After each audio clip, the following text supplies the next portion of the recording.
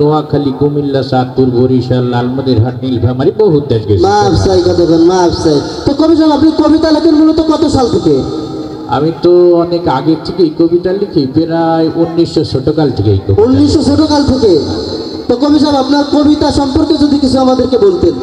হ্যাঁ, তোমরা তো আধুনিক যুগের ছেলে মেয়ে, সবকিছু আপডেট পাইছো, এক একটা অক্ষর পাইছো, মোবাইল, ইন্টারনেট, স্যাটেলাইট পাইছো, মেলা কিছু পাইছো, কম্পিউটার পাইছো।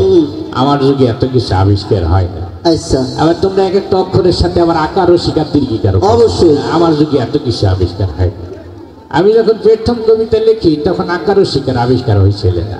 তাইলে তোমরা ছোটবেলায় একটা কবিতা পড়েছো, পাখি সব করে রব, রাতি পোহাইল, কাননে কুসুম কলি, সকলে ফুটিল। ওই কবিতাটা কিন্তু আমার লেখা। এটা যখন আমি প্রথম লিখি তখন আকারও শিকার, দীর্ঘিকার কিছু আবিষ্কার হয় নাই। তখন আমি এই কবিতাটা লিখেছিলাম এইভাবে, পখসব কররব রতপহল, কনন কসম ফল, সকল ফটল।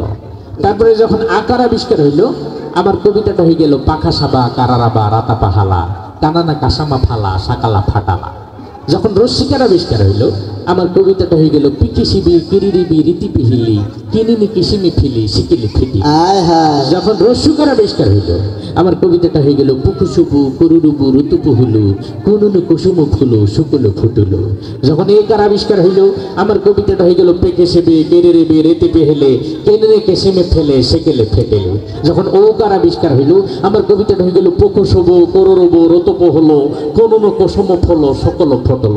যখন ঔকার আবিষ্কার হইল আমার কবিতাটা হয়ে গেল, পৌ ফৌ সৌ বৌ কৌ রৌ রৌ বৌ রৌ তৌ পৌ হৌ লৌ, কৌ নৌ নৌ কৌ সৌ মৌ ফৌ লৌ সৌ কৌ লৌ ফৌ নৌ লৌ। সব কিছু যখন কমপ্লিট হয়ে গেল আমার কবিতাটাও কমপ্লিট হয়ে গেল, পাখি সব করে রব, রাতি পোহাইল, কাননে কুসুম কলি, সকলে। আচ্ছা কবি সাহেব, আপনি তো অনেক বিরল কবি। হ্যাঁ, এবং বহুত প্রাচীন কবি। হ্যাঁ। তা যখন এতক্ষণ তো আকার রসিকারের কথা বললেন, যখন এই আকার রসিকার তো হয়েছে, যখনই আপনার অক্ষরই হয় নাই তখন কি কবিতা লিখতেন না? তখন আমি কবিতা লিখতাম। তখন আপনি কবিতা লিখতেন? যখন অক্ষরই আবিষ্কার হয়নি তখন লেখমু কি দিয়ে, অক্ষরই তো নাই। তখন এই কবিতাটা আমি ইশারা ইঙ্গিতে লিখছিলাম,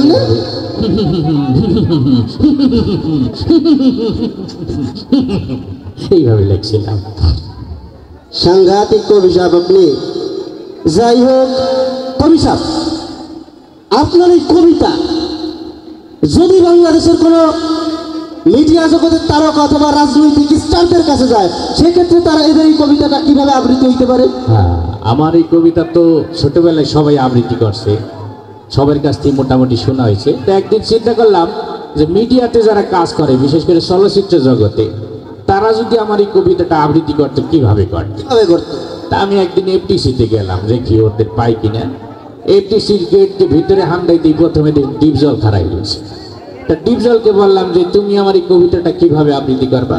তা ডিপজল আমার কবিতাটা আবৃত্তি করলে এইভাবে, ও পাখি সব করতাছে রব, বোঝো নাই ব্যাপারটা, কাননে কুসুম কলি, সব ছান্ডে মান্ডে কলো জয়ে গেছে গা।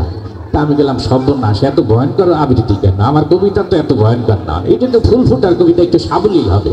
তার একটু সামনে যেয়ে দেখি মিশা সদকের খারাই দিছে। তো ওকে বললাম যে কিন্তু তুমি একটু আবৃত্তি করো তো আমার কবিতাটা। মিশা সদকের আমার কবিতা আবৃত্তি করলে এইভাবে, পাখি সব করে রব, রাতি পোহালো, এই ড্যাড রাতি পোহালো, কাননে কুসুম কলে, সকলে ফুটিল।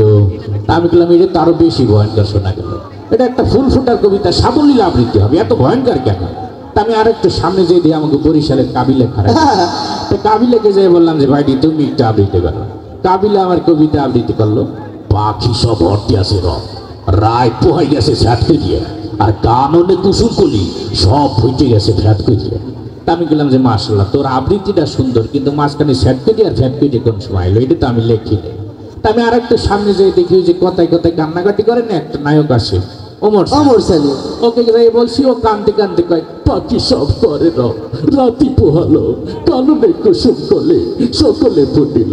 তা আমি বললাম তুই কান্দিস কে? এটা কি কান্দার কবিতা? এই ফুল ফুটছে, আনন্দ করবি, তুই কান্দতে আসে কেন? আমি বললাম তোর দিয়ে হবে না। আর একটু সামনে যাই দেখি যে মান্না খারাই রয়েছে।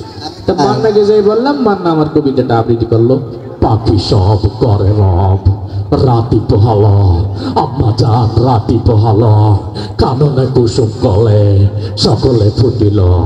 তা আমি বললাম যে মাশাল্লাহ তোর ভয়েসটাও সুন্দর আবৃত্তিটাও সুন্দর, মানে মাঝখানে আবার আম্মা জান আইলো কমিটি। আমি তো আম্মা জান লাগাইনি। আর একটু সামনে যে দিকে যে কথায় কথায় মারামারি করেনি অ্যাকশন হিরো রুবেল, রুবেল খারাই দিয়েছে। তোকে বললাম যে তুমি একটু আবৃত্তি করো। ও তো সেই টিভিতে কয় পক্ষে সব করে রাতি পোহালো কামনে কুসুম কলে সকালে ফুটিল। আমি বললাম তুই থাম, তোর কাছে আমার কবিতাও নিরাপদ না, আমি নিজেও নিরাপদ না, কোন সময় একটা উষ্ঠে মেয়েটি দিবি বলা যায়। আমি বললাম যে থাক, চলচ্চিত্র অঙ্গনে আর শুনতে হবে না, আমি একটু রাজনৈতিক অঙ্গনে যাই শুনি।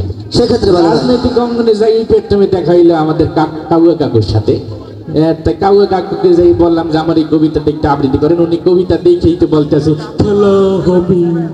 তা আমি বললাম আপনি খেলাধুলা পরে করেন, আগে আবৃত্তিটা করেন। তো উনি আমার কবিতাটা আবৃত্তি করলো।